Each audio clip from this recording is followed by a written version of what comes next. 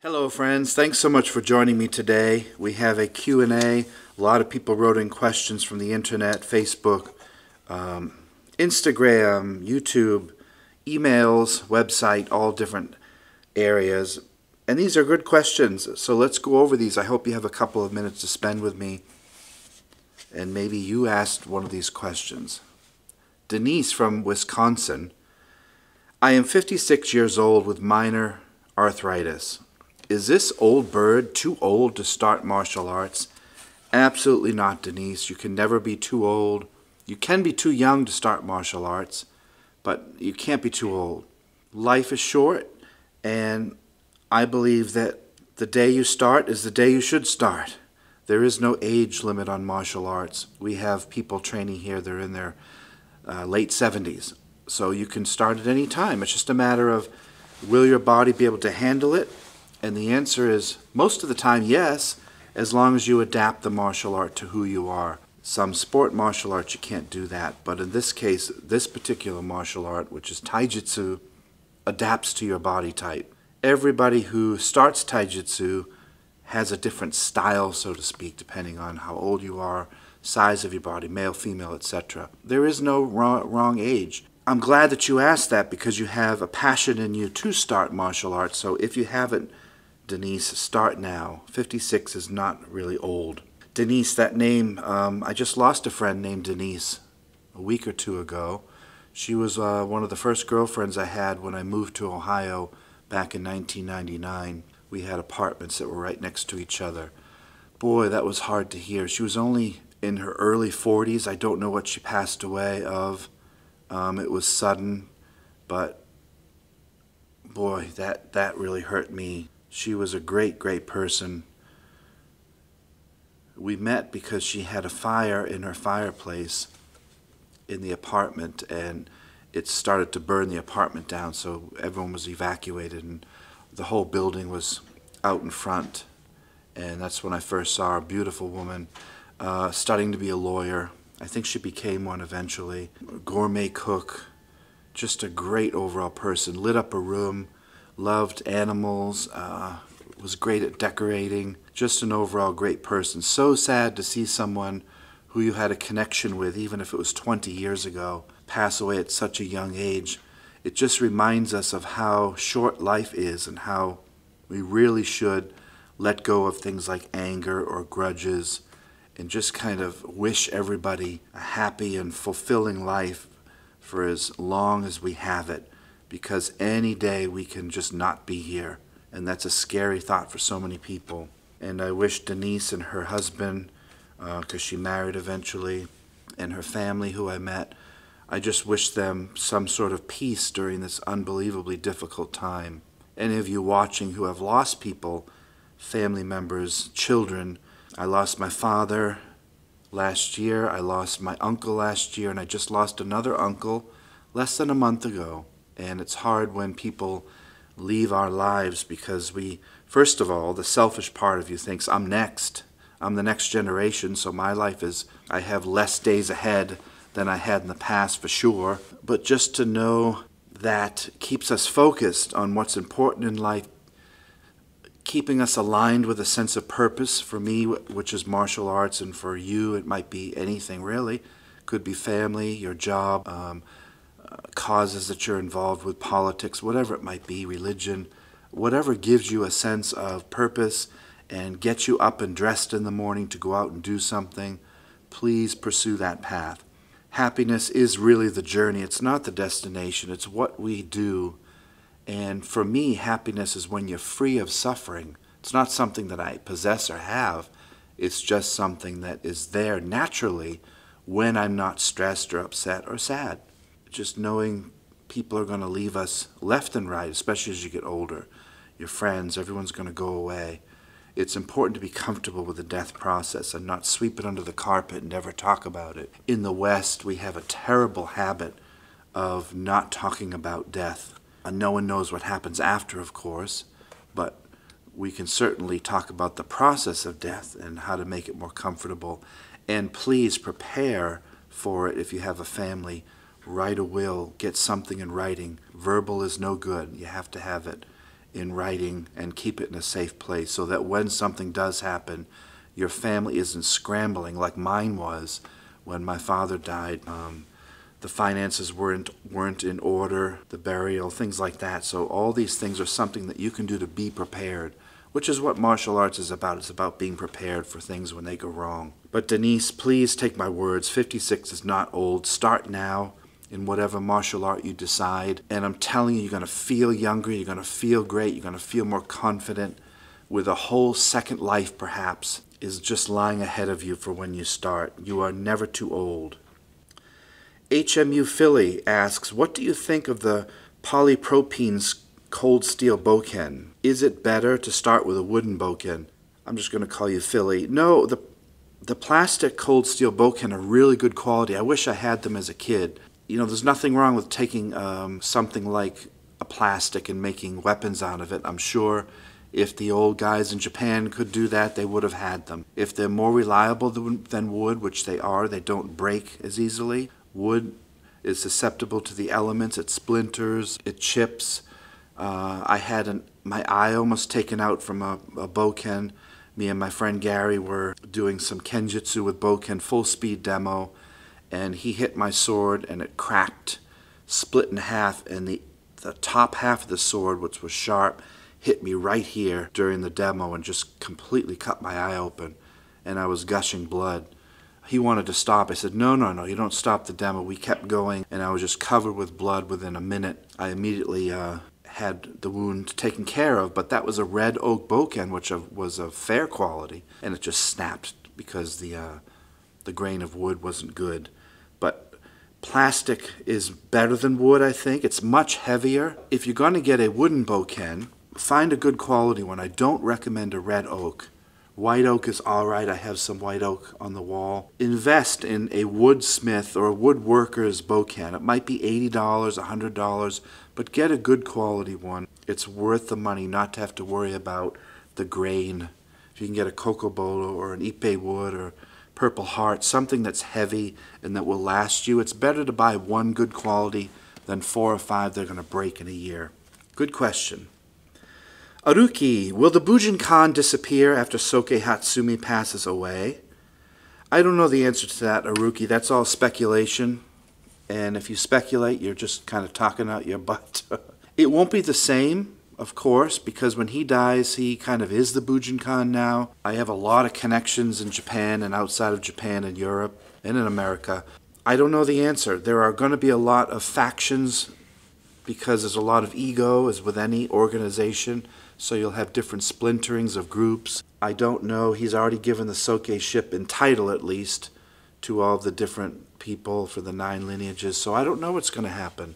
It won't be the same, I can tell you that, and a lot of people will not go to Japan if he's not there, unless one of his disciples can really make a name for themselves and teach with a true heart. But I think there will be fights, there'll be factions, as there are in Taekwondo and every other martial art. It won't be the same without him. He was kind of the one that made it, so we'll see. We'll see. I just hope that until he goes, he has a wonderful and happy rest of his life. He deserves it. He's done a lot of good work for people, brought a lot of people from different countries together through his martial arts, so I admire him a lot and I wish him well. Anonymous Shinobi writes, I am a Jugodan, whispers and quotes, but I don't tell many people. The 15th Dan in Bhujan is well known to be laughable in the martial art world. Yes, I was bestowed a cringe-worthy title. What's your opinion on inflated ranks to keep the cash coming into the Hombu? Wow. That is a deep and loaded political question, which I'm not going to get too much into.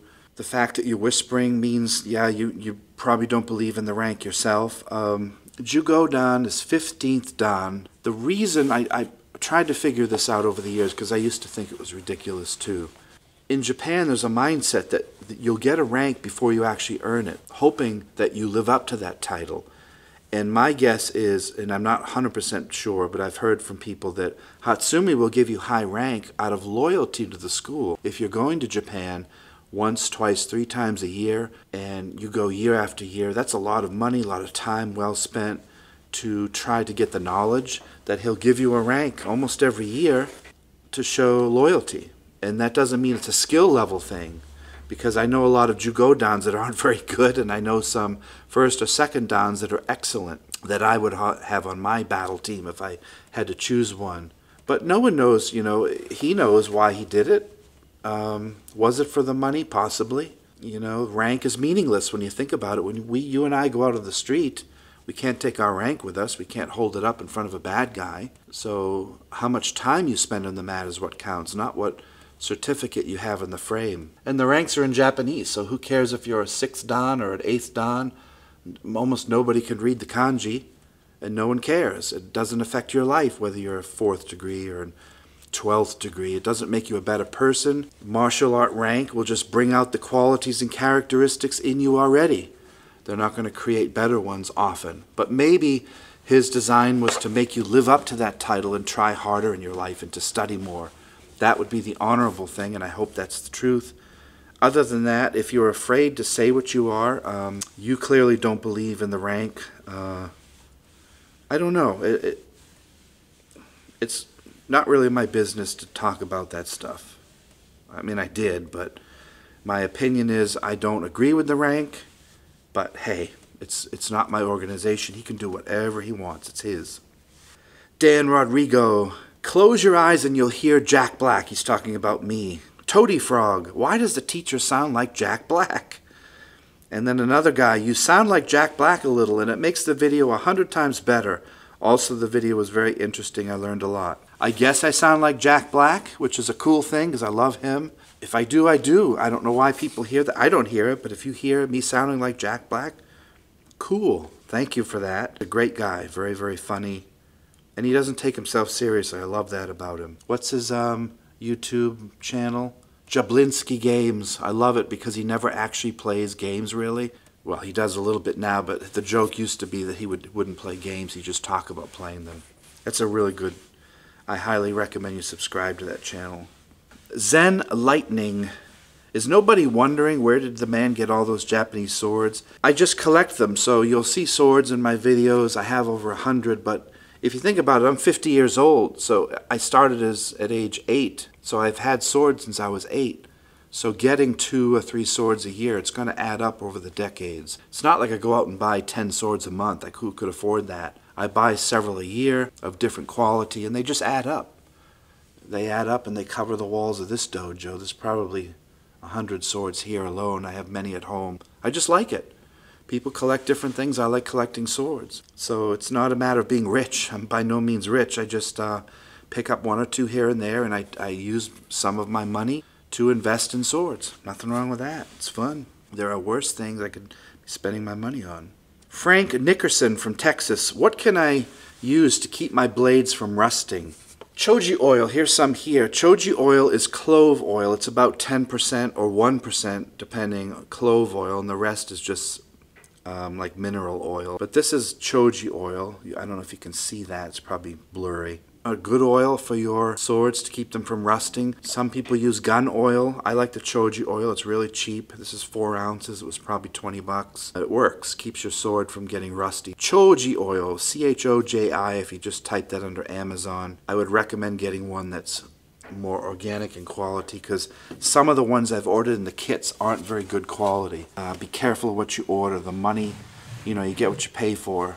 If you pay $5 versus $20, the oil might be much better made, and there might be more Choji oil, 10% versus 1%.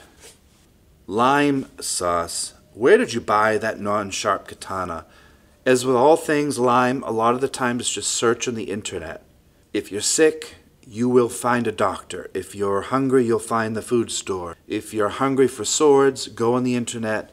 Search. I'm not going to tell you where I get certain swords. First of all, I don't know which one you're talking about, but secondarily, you want to research because you get smarter about it. If I just tell you what to do, you're really not learning.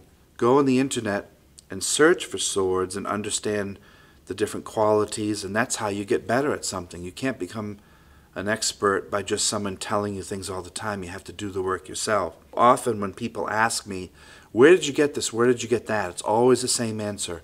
Internet search, internet search. Go and look for yourself. And I'm telling you, it's more fun to research about them, and you'll learn more, and then knowledge will stick better. If someone just tells you something, you don't learn as well as if you do it yourself, which is what martial arts is about. That's why you can't learn much from a book or a DVD. You have to get out and practice it. Dion Lo's Kut. I don't know if I pronounced that correct. A kodatsi. There's no such thing as a kodatsi. I think you might mean kodachi. Is used for suicide, right? Yes, the kodachi, which was from the Kamakura period. Kodachi just means small tachi or small sword. It's not a wakizashi, that's a bit different. The kodachi would have had the same fittings as the tachi. The mei, the signature, would have been in a different spot, and it would have been probably one length if it was made in mass production or for battles, whereas the wakizashi, the side sword, could have been different. It was different lengths, different styles, different furniture, koshirai. So yes, the kodachi would have been used for suicide. So would have the tanto. So would have the long sword. If someone was beheading you as your second. All of those weapons could be used to take your own life.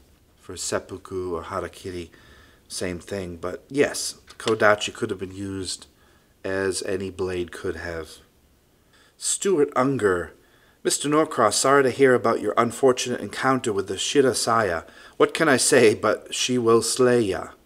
Stuart in Australia. Thanks, Stuart. Do you still train with them? Yes and no. A Shirasaya is when a sword is in a wooden scabbard, but it's often just for storing the sword because the wood keeps it dry. It's really not for fighting. It doesn't have any guard on it, no wrapping. It's just a plain piece of wood.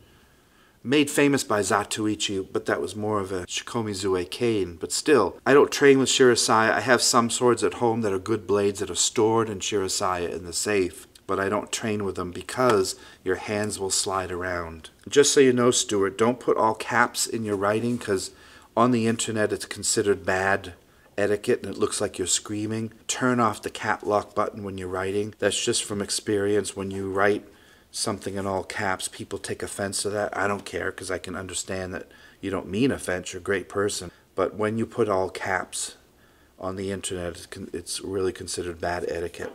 Unless you're trying to scream, then put all caps. Thanks, Stuart. I appreciate that from Australia. But no, I think you're referring to the story where I had a sword and my hands went up the blade because I didn't have a guard.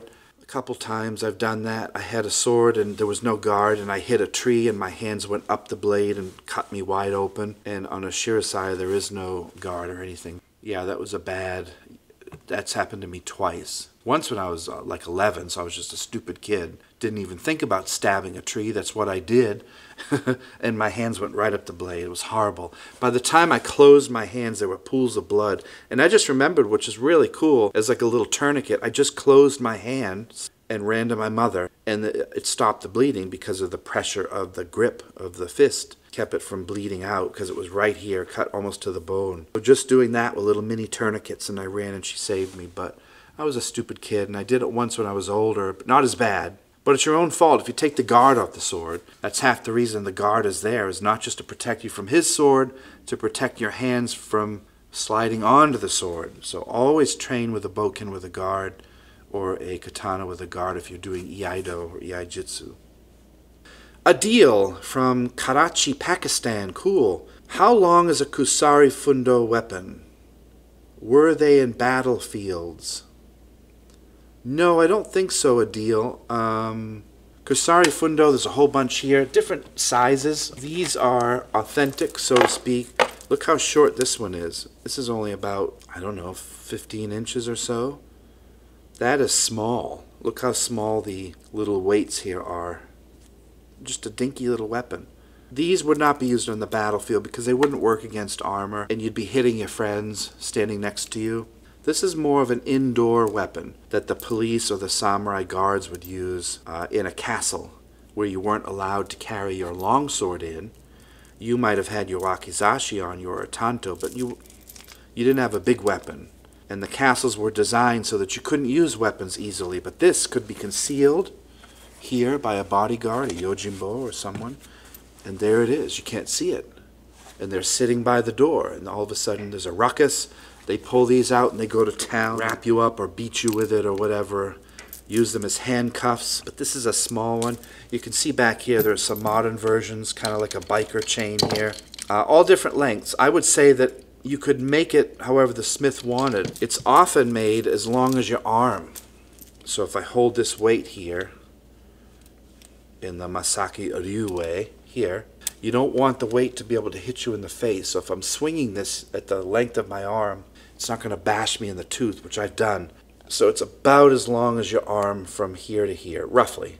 Kusarigama might be used more in battle because it was a kama with a long 12 to 18 foot chain. But again, you can imagine that hitting your friends. It wasn't used in traditional warfare. It was probably used against one swordsman, a kusarigama, which is a much larger weapon. But the kusari fundo, which just means weighted chain, was more of an indoor, close combat police weapon. Vortex asks, can someone tell me where to buy a yari? Again, Vortex, just like the other person, Lime, go online and search for them. You can find them on eBay, real Japanese yari from 300-400 years ago. They're big money, well over $1,000. Some are 10 to 20,000 just for the head. If you're going to buy a yari, a lot of the times you'll just get the blade with the tang. You don't even get the shaft or the stick itself, so you have to make one. Hopefully you have a friend that can construct a 7 or 8 foot staff, and you can get the tang in there. And there are different types of yari. Some just pin on the end. Some have a long rat tail tang. Cass Hanwei makes a good yari, but I think they're sold out. You can probably still find them as a collector's item. They're about $600 to $800. You can find cheap yari from China, but I don't recommend them. They really aren't good quality. They just screw together, and they're not at all good for combat or practice. I mean, they're fine for display, and those are a couple $100. But to find a real yari, you have to look at collectors or eBay. Other than that, a lot of the sellers, because of COVID, they're not selling much. A lot of things are hard to find right now, or they're not making them at all. Good luck, Vortex. You'll find it. B. Lang, I'd love to come there and start my journey with martial arts with you, but unfortunately I don't think I'll be able to. That's sad. Is a lesson for all of us. If you write something like, I don't think I'd be able to, you've already become your worst enemy. And I don't mean you in general, I mean all of us. If I say something, I want to do this, I want to start a journey, train with somebody, but I don't think I'll be able to. I don't know how to even address that because I don't know what the reason is. As putting on a teacher hat, I would say, well, why can't you? Well, I don't have the money. Well, go get 2 jobs. In other words, a teacher won't allow excuses into the mix. Rather than you complain about it, they'll want to see results. They will say, well, what's the solution to this problem? Well, I don't believe in myself. Well, that's easily overcome. I don't want to leave my family and friends. Well, in order to get an education, you have to do that, unless you happen to have a school in your neighborhood, which is very highly unlikely. I moved 1,000 miles when I was a child to train in this martial art. I would go to seminars all over the world, fly on a plane, drive in a car. However I needed to, I would get the education. If I had the mentality, but I don't think I'd be able to, none of this would exist. I don't know what I'd be doing, but it wouldn't have been the thing I wanted to do. You have to believe in yourself. That's the first section of our student creed. I believe in myself. I am confident. I will accomplish my goals. Anything other than that is just a pipe dream. It'll never come to fruition unless we take the action to make it so. To quote Picard, we think about something, we say it, but do we actually follow through? That's that san mitsu. Can I do the third part and have the action to get it done? That's the hard part. I need money, I need resources, I need to ask people who have done it, I need a plan. I need to write it down on something.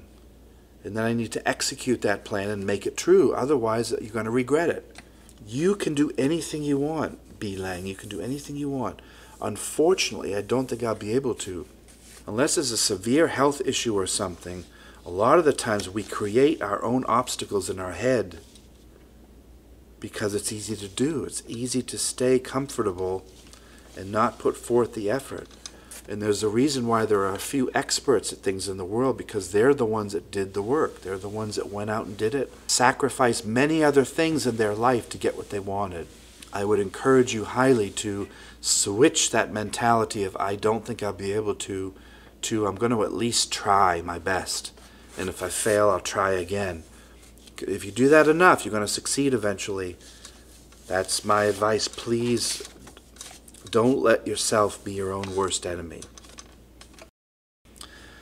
Ocean O'Kelly. Yeah, you'd break your hand on my Joe. LOL. I don't know why you're even bothering with those broom handles. Broom handle is an insult to weapons, meaning they're cheaply made. I assure you, Ocean, that our Joe are not broom handles. They're white oak, red oak, hickory, ipe wood, purple heartwood. These are not broom handles. But I know I get what you're saying. Because I broke a Joe with my hand, he says try it on mine. A lot of people have this bravado in martial arts. You know, they see something and they instantly judge it, and then they try to tear it down because they didn't do it, or oh yeah, that wouldn't work with me, I'd just shoot you with my gun. And this type of arrogance is prevalent all throughout the internet. I suggest that rather than try to disparage someone who's out there doing it, you do it yourself. It's very easy to tear someone down for doing something or putting something out there, but it takes a lot of bravery to do that. It doesn't take much bravery to write a comment where you could actually be training and physically doing it and enjoying your life and being happy. Most people that comment that say negative things are really desperate to put forth their machismo, yeah, but look at me. And that almost always, for myself as well, comes from a lack, something in here. If I'm lacking confidence, or I've been hurt, I'm in pain, I'm angry about something, it's very easy to type and lash out. This is what we call an armchair, an internet warrior, a keyboard warrior. It's very easy to lash out and dislike that video. I dislike it because I can't do it. And I hate you because I hate myself. This is almost always, any psychologist will tell you this is where this stuff comes from. And it's sad. Yet it's everywhere in the internet. Look at the garbage that's Twitter. I don't have a Twitter account, but it's nothing but people insulting each other because they're sad and they're upset at their life and they need to lash out and teach you something rather than look in here and say, wow, just turn the light here and see the fault. And I won't have time to type because I'm too busy actively doing something. I am out there at the club training in the martial art. I don't have time to sit on my keyboard and type from my basement. And yeah, that's hard to hear. It's the cold truth. This is how humanity can be. Yet on the flip side, humanity can be beautiful. And there are people that will encourage and type legitimate good questions. How do I do this? How do I do that? Really seeking out knowledge in a pure and wonderful and light way. That's what we need to support. The other people, they're in their own personal hell that they've created. Eddie Hizo writes, a katana is beautiful, but it's meant to be designed for one purpose, to kill in warfare. Mostly, Eddie, I agree with you. The sword is designed to kill, as is a gun. But, again, I look at it a little more deeply. I've never killed anyone with my weapons, and they brought me peace and happiness through the training. A sword, to me, is a symbol of warfare, but it also can bring about my peace of mind. It can bring my community together. It can allow us to study history in its place. We can exercise with it. We can collect it like I do. We can take care of it. We can pass it down as an heirloom and a connection between father and son, mother and daughter. There are many things a sword can be aside from just a killing tool. You're right, it is. It's designed to kill and slash and stab and do all kinds of things, but it's more of a symbol. As a person from World War II would argue that a 1911 pistol is more than just a hunk of metal. It has a lot of symbolism in there, as a flag is to a country.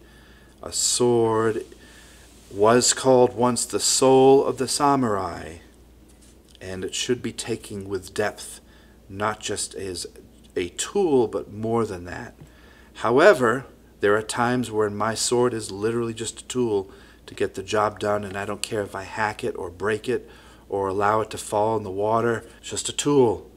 Depends. Everything has context to it, which is important. Micah 2.0, it's not necessary to take apart a sword unless you cut something and it gets in the handle. False, Micah. You have to take apart your sword to have maintenance on it. If you leave a sword with all the fittings on it, over time, the tang will rust, things will happen, air will get in there, oxidation will happen. You're incorrect. It's not unnecessary to take a sword apart. Matter of fact, the next comment and question from Jake the Asian guy, Jake writes, contrary, leaving the sword inside the koshirai, which are all the fittings and the handle and stuff, is actually bad for it. That's why samurai, when they didn't need to use their sword for a long period of time, took it apart and put on a plain wooden handle and scabbard called shirasaya, which we talked about earlier, for maintenance purpose. So is Micah right in saying you never have to take the sword apart? Or is Jake right in saying you have to take it apart if you're going to store it for long periods of time, like I do in my safe, in the shirasaya, to keep it, because that wood is designed to keep the blade from rusting and keeps the humidity low. Is Jake right or is Micah right? Why is it people comment and one argues with the other? Who's right? I'll leave it up to you guys to decide, Micah or Jake. You already know my answer. Great question here. Jiu-Jitsu Boy 9999. Do you think that your martial skills have improved faster and with more depth, i.e., a full-time operational dojo versus just a training club? Do students ever excel their own teachers, or would it be too arrogant to even speak of? I own a jiu-jitsu training club and feel that I have trained thousands of hours more than my instructors. When they teach, it is so basic, and without disrespecting them, I feel like I have gotten better than them at jiu-jitsu. Yes, I would never say this to them, but I have 10,000 plus hours of rolling, etc. They have less. This is a good question, a deep one, and one that I won't take lightly because it can be offensive. As a teacher, I would want my students to be better than me. My goal every day that I train is like last night in black belt class. I said it. My goal is to get you guys better than I am. So a teacher worth their salt should try to allow their students to accelerate and get better and surpass the teacher. Now there's context to all of everything I'm saying has a gray area because we could argue both sides.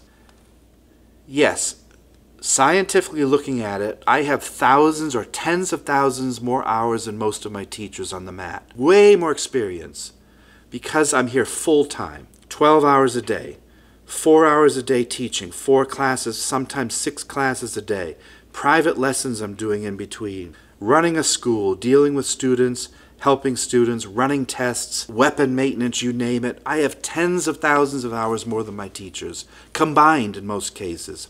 That doesn't mean I'm better. That's the point. I will always look up to my teachers as role models because I want to be more like them as people. If you are just a seminar leader and you only teach every month, you teach 2 hours or even 8 hours a month, you can't compare that to the guy that's doing jiu-jitsu full-time 6 hours a day. Of course he's going to excel as teacher. He's going to know 100 times and 100 ways to do something where his teacher might know 5 or 10. But that doesn't mean he looks at his teacher and disrespects his teacher and says, I know more than you now, teacher. I'm the sensei. What is it, that old saying? I'm not the student now, I'm the master. No one would say that out loud to their teacher. And the teacher might say, look, I've taught you all I know. You're way better than I am. You have 10,000 hours. I only have 500 hours on the mat. But we still love our teachers. We treasure them. We need them in our lives as role models. And all of the guys that are ahead of me as far as age are my sensei. Sensei means one who has lived before you or walked before you. It doesn't mean they're a master or they're better at martial arts. You just want to be like them. We all want to be that Yoda. To use Star Wars, we want to be the Gandalf. We want to be the Galadriel. We want to be whoever it is that you look up to. it's not always about how many hours they have, it's how their character is. What kind of life do they lead? I want to be as wise as my sensei. So yes, you are absolutely right. You have way more time on the mat than your teachers ever will. When they teach, it is so basic, and without disrespecting them, I feel I've gotten better at them. That's true. I've been to seminars with teachers where they show the same thing over and over again. You kind of just have to grin and bear it and try to find the lesson that they're showing. Every time that I see a basic technique, every day, literally every day on the mat, I see basic techniques. I teach them constantly. But my students are my teachers. I see a student do a technique and I'm like, whoa, I never even looked at it that way. Every time that you get better and you see a technique, it's different. You can't do the same technique twice because you're older. You see new openings. You see where your defenses are open, weaknesses, strengths. Depending on the body size, a guy could be 7 foot tall, or what if you're fighting with a 3-foot hobbit or whatever? All of these things come into play. Your teacher is doing his or her best to show a technique, and yeah, maybe their depth of knowledge is not as good as yours. Chances are it isn't because you've had way more mat time, and you're going to see, again, 1,000 different things that they didn't see. But respect the teacher and learn from them. See their basic technique that you might have seen 100 times before in a new, fresh light because you're older and different. And clearly it's important to them if they're showing it. Everything is fundamentals. The more fancy you get with your techniques, the less likely it's going to work out on the street. A punch is always the best thing to do. And if your teacher is showing you a basic hit, it's not basic. It's really effective, and that's why it's fundamental to our training.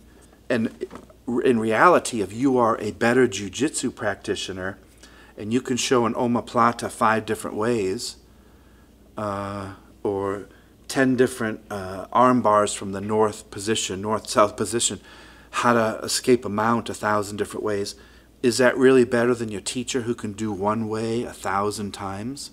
That doesn't make you any better if you know all the fancy ways, whereas your teacher might just know 3 that are damn reliable for the street. Everything has context to it. And my point is, that's a great question you asked. It's a really good question because a lot of people approach me about that. But I would always welcome my sensei into our life to teach us something fresh and new with a new perspective that I have as an older teacher. Masked fishing. What passion you have. Thank you. Great words of wisdom at the end. Thank you. Do you have any videos on blocking with the sword? There's probably some out there, masked fishing. Yeah, if you go back farther in our channel, you'll find some videos with blocking with a sword or parrying. I would just search, okay?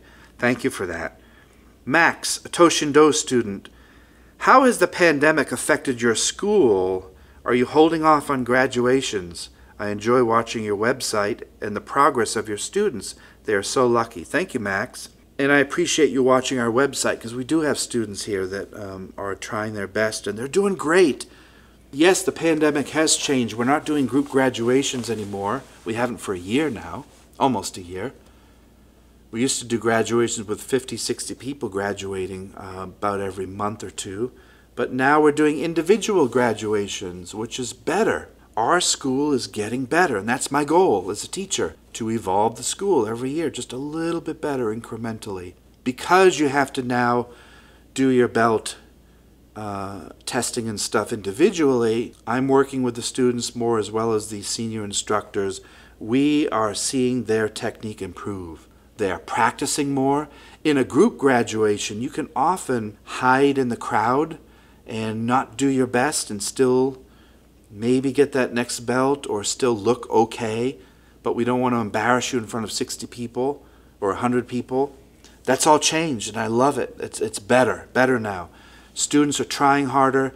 They're failing their tests more. They're studying their homework and their books more. They know the techniques better. They're coming in and practicing for hours and hours before their test. They're more nervous about their test. And then when they achieve that next belt rank individually, it feels more special, more important. In a group environment, you might be one of 10 people getting your belt that night. It's not the same. feels better because they've earned it.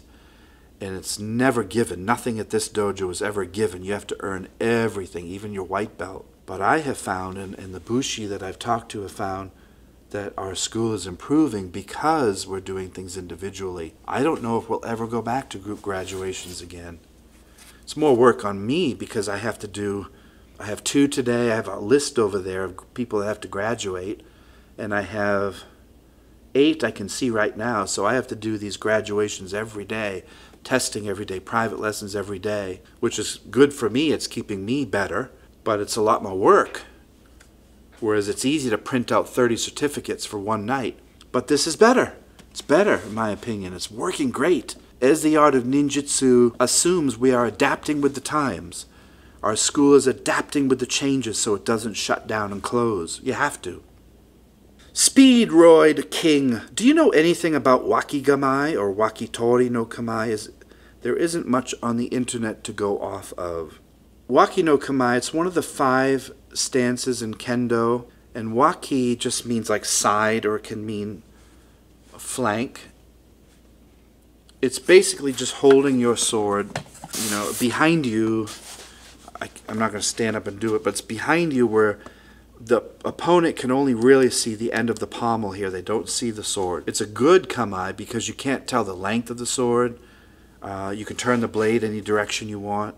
But waki just means side or flank. Wakitori is often when you have the sword in front of you and your hand is on the top of the blade. Both are good. It depends on the martial arts school that you're talking about. They'll have a different name for the stance. Consult your teacher to see which one he or she prefers. Sometimes waki is ryusui no kamai, but I call it waki because it's easy to remember because I think of Joaquin Phoenix. So waki, W-A-K-I, is easy to remember, and that's just holding the sword on your side, left or right. There's not a lot on it. I probably address it on one of our DVDs. I don't know which one. It might be the basic Kenjutsu DVD. But it's a good stance, and I highly recommend everyone practices it. It's out there. Just type it in. Again, Google searches will bring you up a bunch of different things. Red Wedding 1988. What's your opinion on Kuji magic? Is it real? You guys know my opinion on this. It's controversial, but maybe not. As soon as you use the word magic, I don't believe it. I need to see evidence. Is Kuji real in my opinion? It's real in a sense that if it gives you benefit, good, then that's real. If you think that doing mudra or saying some incantation is going to change your life, good. How is it different than praying? How is it different than wishing on a star? I don't believe Kuji's real, but they used it back then, and it's not strict to martial arts. Kuji was used a lot in different areas of culture from the East. I've practiced it extensively, but if you think it's going to change the weather or make the girlfriend that you love finally notice you or bring you $10,000, you're delusional in my opinion. Kuji has its purpose, but it is not magic. The magic is training on the mat. The magic comes from doing it, not intertwining your fingers and saying a couple of phrases in Japanese. And there are a lot of people that will benefit off of Kuji and take your money. Be careful. Buyer beware. Just be skeptical of that stuff. Humans want to believe. We want to believe things are true because we feel that we need magic in our lives to make our lives better, to make us happier, to fulfill our dreams. If you strip and boil all that away, it's hard work, effort, consistency. It is not some spell from a book. We're not living in Lord of the Rings. If I could cast a spell, I would be the first one to do it. And I have tried, and every time I have looked into depth and meditated on it, it always came back to, nope, Kuji is about changing your intention, so in that way it can benefit you. If saying an incantation before you go into that meeting or to ask that girl out or whatever it is that you're afraid of doing, if it helps you, then it's real. Is it going to be scientifically based? No. No. Is there going to be evidence for things happening that couldn't have been coincidence? or happenstance or kismet, no. But that's my opinion. I encourage you to research it and make up your own mind about Kuji, and is it magic or fake or BS? It's completely up to you to decide. It's really your business, not mine. That's my opinion, but I could be wrong. Alex Jackson, Wyoming. Hello, Sensei Norcross. Did you see the 2009 movie called Ninja Assassin? What did you think? I did see Ninja Assassin. I thought it was horrible. I thought it was a terrible movie all around. It really had nothing to do with ninjutsu. The editing was abominable. The lighting was bad. Sho Kosugi was in it, bonus, but he was the worst bad guy you could imagine, so he was portrayed in a terrible light. He obviously did that for the paycheck. It was a horrible movie. You can watch it. Matter of fact, they had a chain like a Kusarigama, all CGI'd, all the blood was CGI, excessive violence beyond, without meaning. The violence had no meaning. Oh, such a bad script, acting bad. I would give it an F if I could rate it. So you asked, that's my opinion. You want to see a good movie? Watch 13 Assassins or Lone Wolf and Cub series. Any of the Zatoichi movies, well, with the exception of the new one with the guy with the blonde wig, by Shintaro Katsu. Go watch those. Go watch Seven Samurai, Yojimbo, anything with Mifune in it. Good, the Bad, and the Ugly is a better samurai movie than that ninja movie that was horrible. Shogun. Go watch Shogun. Yu-Gyoden. What is the most effective kick in the ninja's arsenal? The one that lands. Most proud moments as a teacher. Mine are, without a doubt, seeing students succeed, writing out certificates. I am so happy when I can make a black belt certificate for a student and present it to them. That's my most proud moment, is seeing a young person come in at age 6 or 7 who has no confidence, can't look at you in the eye, would easily get picked on at school because of their size, and then 3 or 4 years later they blossom into this young warrior who is engaging now, who has found his or her voice, stands with confidence, asks questions, is now coaching the next generation, earning their black belt or whatever rank, seeing themselves as a leader now instead of a victim, a victor, someone who has transformed their life, a young woman who was attacked on the street and is now taking that and learning martial arts and who is strong now and can go out and advocate for women's safety. These are the moments in my life that make it worth it. All of these things. Seeing someone who's 75 years old, who came in all stiff but excited and young at heart, who is now training and coming over to me every night and saying, I feel great, I feel 30 years younger, and ooh, I feel part of something bigger. I was lonely and now I'm part of a group of friends and everyone's so nice, and I get up in the morning and get dressed and come to the dojo and train. Yes, that's what I do too. This is the purpose of martial arts. It's not about beating someone up or winning a tournament.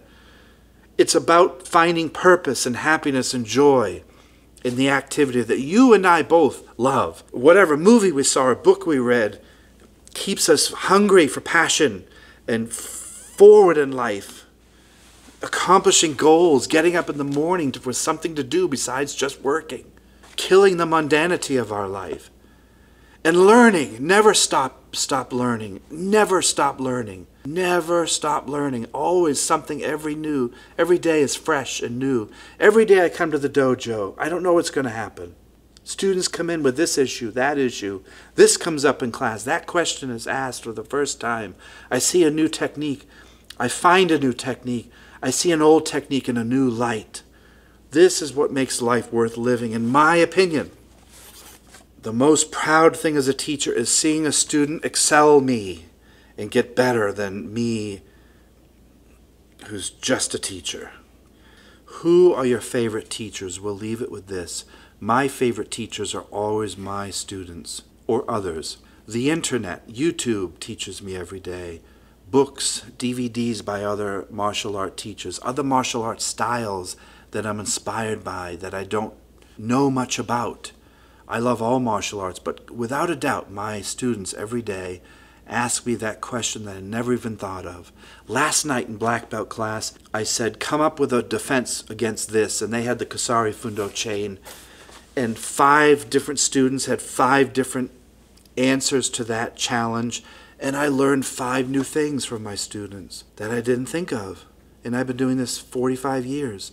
In order to find those precious and sweet moments, we have to be engaged and involved and part of an organization or a dojo. Without a doubt, my best teachers are the young kids that come in, to the old adults that come in, and everyone in between that has a different culture, different walk of life, different background, and they all come to this nexus which we call the dojo, and yours is your training hall, and we bring our life experience, and we learn from each other, and we hold each other up, and we're proud when someone succeeds, and we want them to move forward, and they literally become our little family. They're our friends. We take care of each other when we're sick. We send cards when we're ill. We celebrate other people's success. That, to me, is what a dojo is all about. And I thank you for being a small part of this dojo. You out there watching this video, putting up with this old fat Jack Black guy here, I appreciate that. I appreciate that you're watching. That is enough support. The fact that you're here watching our channel and coming back week after week, I really appreciate. You are a teacher of mine as well. Thank you guys for watching. I wish you the best in life, the best success, the best happiness. Go out and get your dreams. Start fresh today. And just thank you. I'll see you next time. Have a great day.